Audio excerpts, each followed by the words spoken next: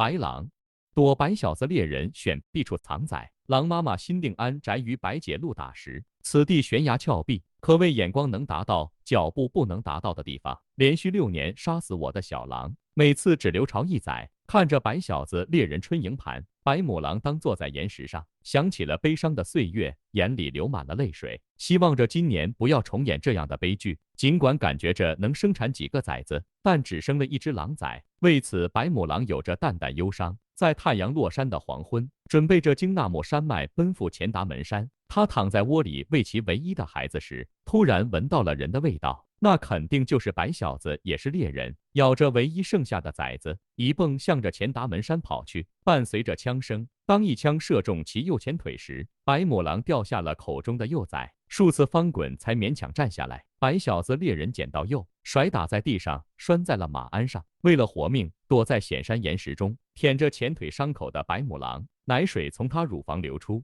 在血迹上画一条白色的路径。彻夜煎熬的白母狼，乘白月小姐之光照之下，决定使用苦肉计教训白小子猎人。黎明时分，从悬崖绝壁上下来了，悄悄地迎风爬行。他走进白小子猎人春营盘，看到白小子猎人带着狗，乘着太阳升起远去捕猎。妻子早去挤奶，亲了儿子，走向了拴牛处。3岁男孩红格尔，他蹒跚走在妈妈身后，玩着石头坐了一会儿。突然间，牛和牲畜轰隆起来，母亲当即想起儿子，直跳下来。3条腿的乳狼咬住男孩红格尔衣服上，拖在脖子上，斩腿就跑了。哦，我的长生天！喊完，脱掉了手中奶桶，孩子母亲恐慌而晕倒了。可怜的白母狼也忘记了自己的腿痛，背负着小男孩，在高宗山西溪里埋伏度日。男孩红格尔又怕又累，枕着他的一条腿，透入其胸沉睡了。婴儿般温暖的感觉，这就像如释负重，使奶水催了下来。男孩红格尔在困倦中抚摸着，他找到乳房，鼓起脸颊吞吮了狼奶。白母狼一到夜幕降临，穿过纳木山梁，前往钱达门山，捕吃当年未运之黄羊，恢复着虚弱的身体。儿子被狼夺去的白小子猎人，他痛苦地坐下来，若有所思。如要尝试动用多人，将会发生意外。当我们说我俩会找到儿子时，母亲母乳溢了出来，本能地想到儿子还活着。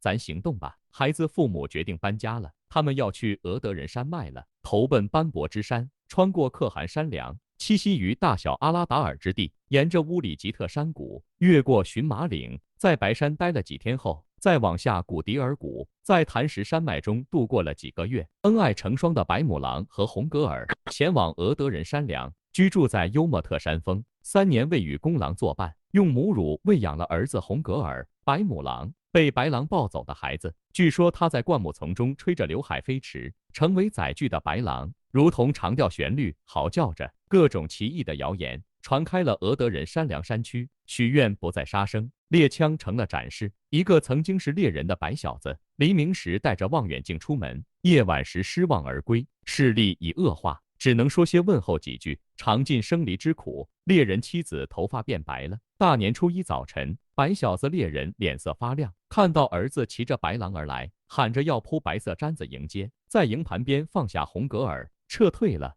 白狼啊，恶行之主那白小子对您致以敬拜和祈祷。肌肉结实，肉便紧致长大的红格尔被妈妈拥抱着，流下喜悦的泪水。7岁男孩红格尔与妈妈并肩长高了，头发飘过膝盖，健康成长的红格尔拥抱妈妈，流下喜悦的泪水。